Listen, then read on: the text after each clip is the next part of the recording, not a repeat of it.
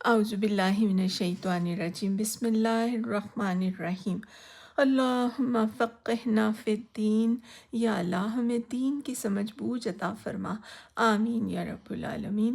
آج ہم سورہ الحدید کا ترجمہ آیت نمبر 10 سے شروع کر رہے ہیں۔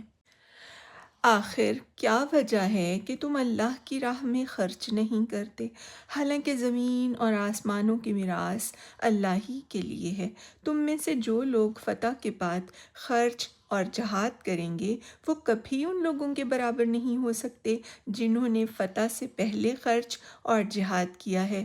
ان کا درجہ بعد میں خرچ اور جہاد کرنے والوں سے بڑھ کر ہے، اگرچہ اللہ نے دونوں ہی سے اچھے وعدے فرمائے ہیں۔ جو کچھ تم کرتے ہو اللہ اس سے باخبر ہے۔ کون ہے جو اللہ کو قرض دے، اچھا قرض، تاکہ اللہ اسے کئی گنا بڑھا کر واپس دے، اور اس کے لیے بہترین اجر ہے۔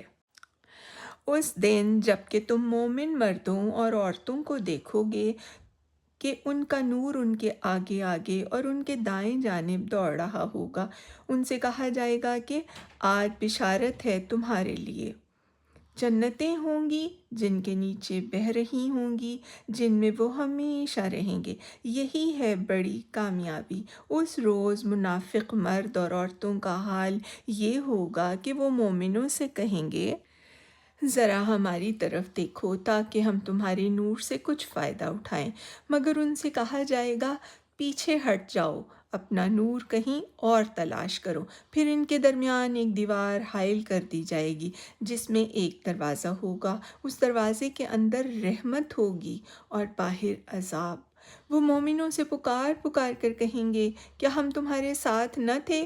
مومن جواب دیں گے، ہاں، مگر تم نے اپنے آپ کو خود فتنے میں ڈالا، موقع پرستی کی، شک میں پڑے رہے اور جھوٹی توقعات تمہیں فریب دیتی رہیں، یہاں تک کہ اللہ کا فیصلہ آ گیا اور آخر وقت تک وہ بڑا دھوکے باز شیطان تمہیں اللہ کے معاملے میں دھوکہ دیتا رہا۔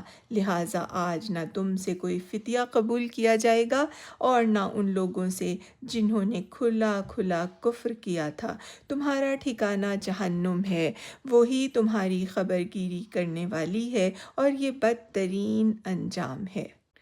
صدق اللہ العظیم۔ وآخر دعوانا ان الحمد للہ رب العالمین، وسلام علی المرسلین۔